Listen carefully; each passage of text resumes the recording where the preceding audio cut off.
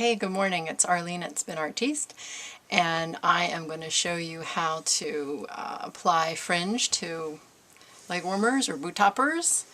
And there's a written pattern also on the website, but the application of the fringe is a little tricky to explain in writing, so I thought this might help. So, for starters, here's actually what they look like in the boots, and in this one, this is just sort of kind of a locky sort of yarn that I spun with a short fringe. And then over here we have some real extreme tailspun yarn. Actually, this is Esther Rogers by Jazz Turtle Creations. It's her yarn, and but the technique is the same either way. And the first thing you're going to do is you're actually going to knit the sleeve part, the tube part for your leg, and it's a 4-inch cuff followed by as much as you want to knit of stockinette down your leg, and then a 1-inch ribbing at the bottom. This is a 2x2 ribbing up here. This is a 1x1 just to give it a little better fit on your leg. And so this one is more like just a boot topper, and then here we have one that's more of a leg warmer. If you want a leg warmer, I would suggest that, I think this is about 12 inches, 12, 14, real long 16 inches, so that's entirely up to you.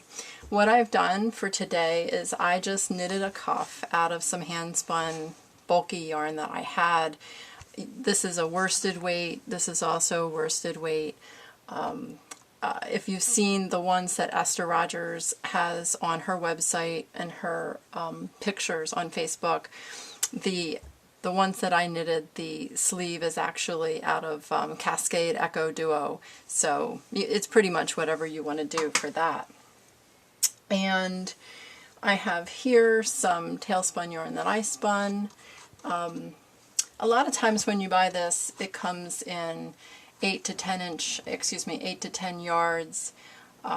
You can get away with 5 yards going around.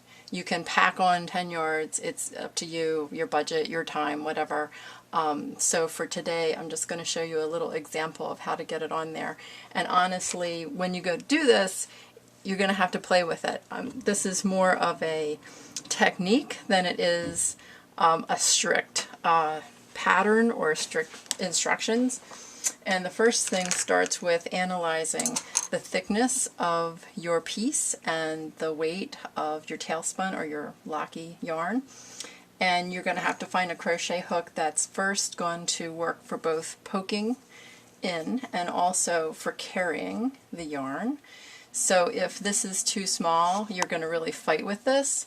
If it's too big, you're going to fight here. So you kind of have to work that out. And I think for this particular combination, this is a K. This is a J. So you can see the difference. This one's a lot deeper and a lot bigger. So we're going to try this first and see how it works. So I also like to make myself a guide yarn. This is an 8-inch yarn piece about. And what that means is every time I create a loop for the fringe, I'm going to use a single length of this with the idea that the loop in half is going to do this, and especially with the curly yarns, it's going to come up shorter too. So you have to take all that in consideration.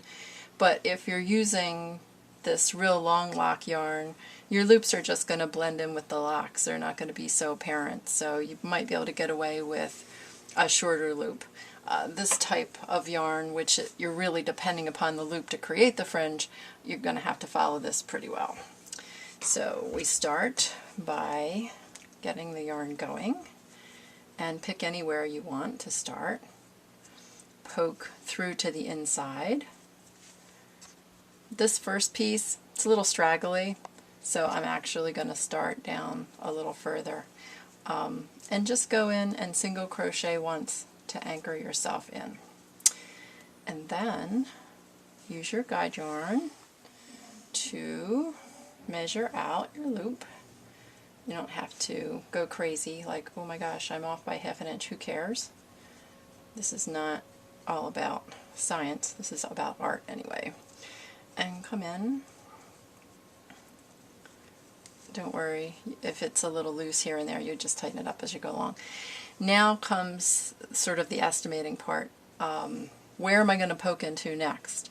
I know from doing this a whole bunch of times that typically I go over 2 or 3 stitches, but you'll have to kind of play around with how much yarn you have. And if you have a lot of tailspun yarn, you can go in every other stitch. You don't need to go in every stitch if you think about it, because you're going to be creating an awful lot of volume by packing it in. So you want some spacing. But if you only have 10 yards of yarn and you've split that between 2 cuffs, then you're going to have to be a little more judicious. But you know what? If you don't like it, it's so easy to rip out, and it's just a few stitches around the top anyway. It doesn't matter. So the next thing we do to create our second loop is again measure. See, I have my hook inside, and I measure down to about there. And also you kind of have to find a good spot to catch if it's real thick. You don't always, you might want to go before or after that real thick place just to make it easy on yourself. Let's see, that's a little thick, but I'm going to tough it out. And we're just going to go through everything. We're going to single crochet through. So we'll do one more. So the first thing I'll do is actually go find my spot 2 or 3 stitches away. I have tried to make this more mathematical in terms of saying, hey, I have this much yardage, I'm going to make this many loops, I have this many stitches.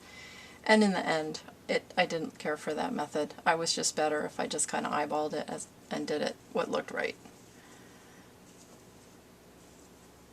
And so there we go with that one. And again, single crochet through.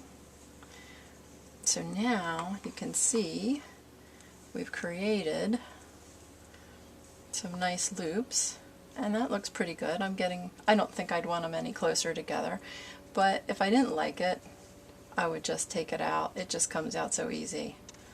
So now let's pretend that we're at the end. I'm going to go back in and do one more, and I'll show you what the finishing is, which is really pretty simple. So the deal with the finishing is you should be pretty close to the end of your yarn anyway, but let's just pretend we were perfectly even at the end. And here's where we ended up. So you would just pull that end all the way through and just pull it all the way through. Just pretend that that's cut there. So I would just pull that all the way through to the end to make a knot. And that's about it for the application. The one other thing I would suggest is when you get your skein, you go ahead and you measure out whatever half is, 5 yards, 4 yards, what have you, and cut it. And where you've cut the tailspun, just make a little knot on both ends. And then you'll know you'll have exactly the half amount that you want for this. And I think that's it. If you have any questions about it, feel free to email me. Again, there are written instructions to back this up, and have a lot of fun. You can use all kinds of different yarns, whatever length. And I think, oh, on spinartiste.com.